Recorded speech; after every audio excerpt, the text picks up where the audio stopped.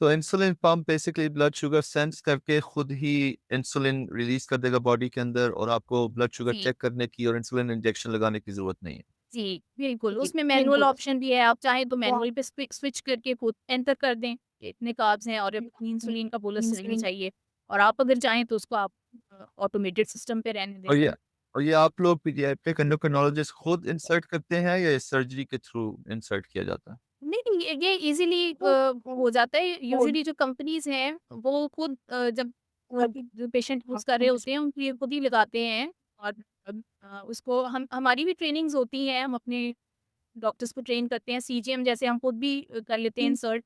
लेकिन अक्सर कंपनीज़ जो काम कर रही हैं, वो होम सर्विस भी प्रोवाइड कर रही हैं, कि वो घर में जाके खुद वो कर देंगी एडमिनिस्टर। तो सिंपल प्रोसेस है, तो इतना कॉम्प्लिकेटेड नहीं सही। है।